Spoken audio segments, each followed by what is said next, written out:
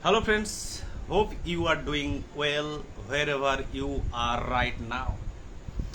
আমরা বিজ্ঞান পড়ব কি না সাহিত্য পড়ব না দর্শন পড়ব না মনস্তত্ত্ব অর্থাৎ মনোবিজ্ঞান না সমাজবিদ্যা পড়ব না অ্যানথ্রোপোলজি পড়ব না ল্যাঙ্গুয়েজ পড়ব না পলিটিক্যাল সায়েন্স থেকে শুরু করে আমরা যা কিছু আমাদের জ্ঞান তত্ত্ব অর্থাৎ বিদ্যালয় শিক্ষা প্রতিষ্ঠান থেকে শুরু করে সর্বত্র যা কিছু চর্চিত হয় আমরা কি পড়ব।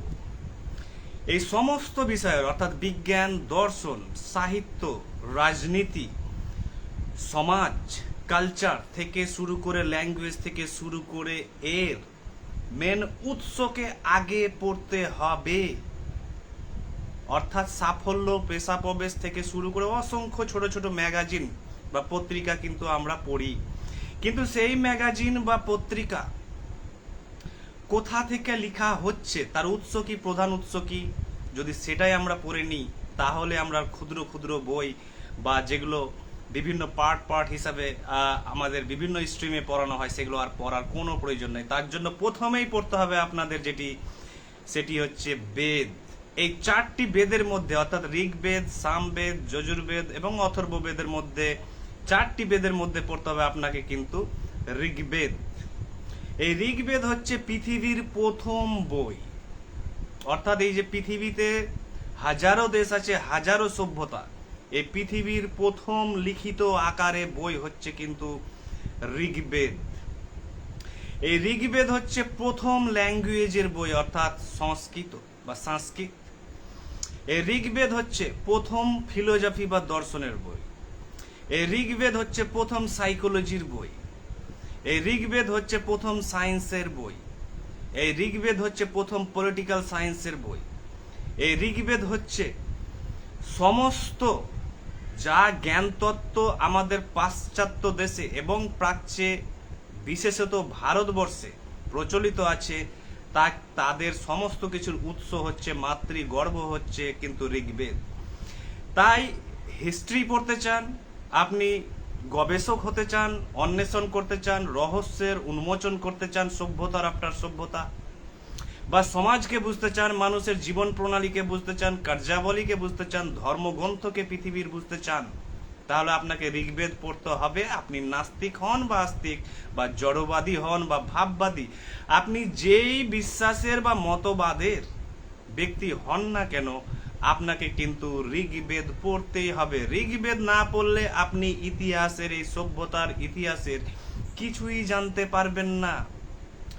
পাশ্চাত্য দর্শনে অর্থাৎ ওয়েস্টার্ন ফিলোসফিতে বর্তমানে আমরা সন্দেহবাদ, অজ্ঞেয়বাদ থেকে শুরু করে ভাববাদ, জড়বাদ থেকে শুরু করে অসংখ্য মতবাদের কিন্তু আমরা সম্মুখীন হই। আর আজ আমরা চলে যাচ্ছি বিভিন্ন বিদেশে পড়াশোনা করতে, এই বিশ্বাস করে যে সেগুলো হয়তো তারা আবিষ্কার করেছে, সেহেতু দে আর দ্য বেস্ট, অর্থাৎ ওয়েস্ট ইজ দ্য বেস্ট। পাশ্চাত্য সভ্যতা, পাশ্চাত্য জ্ঞান তত্ত্ব হচ্ছে পৃথিবীর মধ্যে সর্বোৎকৃষ্ট বা শ্রেষ্ঠ। এটি হচ্ছে সম্পূর্ণ ভুল ধারণা বা একটি ভ্রান্তি ধারণা, কারণ সমস্ত দর্শনের জন্ম হয়েছে ঋগ্বেদ থেকে। ঋগ্বেদে আছে স্কেপটিসিজম অর্থাৎ সন্দেহবাদ, সিনিসিজম আছে অ্যাগনস্টিসিজম, আছে এথিইজম, আছে থিইজম, ম্যাটেরিয়ালিজম, আইডিয়ালিজম থেকে শুরু করে এমন কোনো পাশ্চাত্য দর্শনের জ্ঞান তত্ত্ব বা মতবাদ বা ইডিওলজি নেই যেটা ঋগ্বেদে নেই। তাই ঋগ্বেদ যদি আপনি না জানেন তাহলে আপনি কিন্তু ধরে নেন যে অনেক অনেক অনেক কিছুই আপনি বুঝতে পারবেন না সভ্যতার ফাংশনের। সমস্ত ধর্মগ্রন্থ ঋগ্বেদ থেকে সৃষ্টি হয়েছে পৃথিবীর, অর্থাৎ ঋগ্বেদ থেকে সৃষ্টি হয়েছে জুরাস্ট্রিয়ানিজম অর্থাৎ জরাথুস্ট্রের অর্থাৎ পার্সিদের যে ধর্মগ্রন্থ জুরাস্ট্রিয়ানিজম, সেটা হচ্ছে জেন্দ আবেস্তা। সেই জেন্দ আবেস্তা সৃষ্টি হয়েছে কিন্তু ঋগ্বেদ থেকে। আপনি ঋগ্বেদ এবং জেন্দ আবেস্তার যদি কম্পারেটিভ আপনি স্টাডি করেন তাহলে দেখতে পাবেন সেখানে তাদের সিমিলারিটি। এই জুরাস্ট্রিয়ানিজম এবং ঋগ্বেদ থেকে এসেছে কিন্তু জুডাইজম অর্থাৎ ইহুদিদের ধর্মগ্রন্থ। ইহুদিদের ধর্মগ্রন্থ থেকে এসেছে কিন্তু ক্রিশ্চিয়ানিটি অর্থাৎ খ্রিস্টানদের ধর্মগ্রন্থ অর্থাৎ নিউ টেস্টামেন্ট। এবং সব শেষে ইসলাম এসেছে কিন্তু জুডাইজম, ক্রিশ্চিয়ানিটি, জুরাস্ট্রিনিজম এবং ঋগ্বেদ থেকে। তাহলে আপনি যদি সমস্ত কিছুর রহস্যকে বুঝতে চান, মানুষ এরকম ব্যবহার করছে কেন, তেমন কেন, মানুষ এরকম ভাবে কেন, মানুষ অদ্ভুত কেন, ভালো কেন, খারাপ কেন, মন্দ কেন থেকে শুরু করে সমস্ত কিছুর আপনি যদি অন্বেষণ করেন, তাহলে আপনি আস্তে আস্তে আস্তে বিবর্তনের যদি ব্যাকওয়ার্ডে যান, তাহলে এসে আপনি হাজির হবেন কিন্তু ঋগ্বেদে। এবং এই ঋগ্বেদ এর যে ল্যাঙ্গুয়েজ সংস্কৃত থেকে এসেছে সারা বিশ্বের কিন্তু ভাষা, অর্থাৎ এই সংস্কৃত থেকে এসেছে ল্যাটিন ভাষা এবং গ্রিক ভাষার আবিষ্কার। পরে এই ভাষাগুলো থেকে ভাষাতাত্ত্বিক বিবর্তনের মাধ্যমে এসেছে সারা বিশ্বের যত মেজর ল্যাঙ্গুয়েজ দেখছেন সমস্ত ভাষা। তাই ঋগ্বেদ যদি না পড়েন, তাহলে আপনি ধর্মগ্রন্থও বুঝতে পারবেন না, আপনি দর্শনও বুঝতে পারবেন না। সায়েন্সের যে প্রধান আদ্য রূপ, অর্থাৎ প্রাচীন সায়েন্স বা বিজ্ঞান বা মধ্যযুগীয় বিজ্ঞান, তার রুট হচ্ছে কিন্তু ঋগ্বেদ। সাহিত্য যদি বুঝতে চান, তাহলে প্রথম সাহিত্যের বই হচ্ছে ঋগ্বেদ এবং প্রথম পৃথিবীর কবিতার বই হচ্ছে ঋগ্বেদ, কারণ সবই হচ্ছে পোয়েট্রি, কবিতা। তাই সমস্ত জ্ঞান তত্ত্ব যা কিছু বুঝতে চান তা হচ্ছে এই ঋগ্বেদ, এবং ঋগ্বেদ থেকেই সমস্ত কিছু পরবর্তীকালে বিবর্তিত হয়েছে। এবং এই প্রাচীন ভারতবর্ষ হচ্ছে সমস্ত বিশ্বের যত দেশে আছে সমস্ত দেশকে কিন্তু আলোকিত করেছে এবং আলো দেখিয়ে এসছে যুগে যুগে।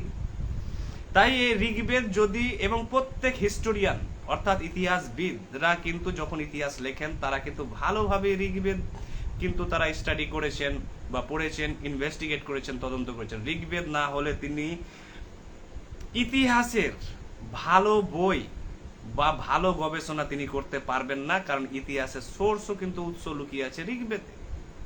ফিলোসফি থেকে শুরু করে আমি প্রায় বললাম সমস্ত কিছুর উৎস হচ্ছে ঋগ্বেদ। আপনি আধ্যাত্মিকতা, ধর্ম থেকে শুরু করে, ভাষা থেকে শুরু করে যা জ্ঞান তত্ত্ব নেবেন তা হচ্ছে ঋগ্বেদ।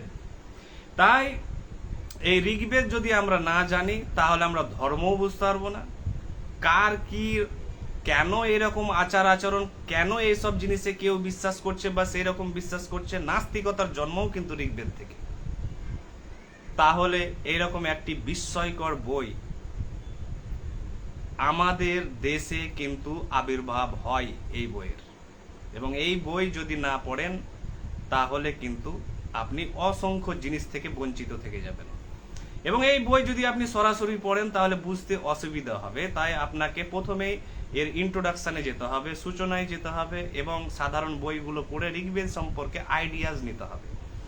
এবং এই ঋগ্বেদের আইডিয়াজ নেওয়ার জন্য আমি বলবো শ্রী অরবিন্দের দ্য সিক্রেট অফ দ্য বেদা বইটি পড়ুন, যেটি বাংলাতেও আছে, বেদ রহস্য।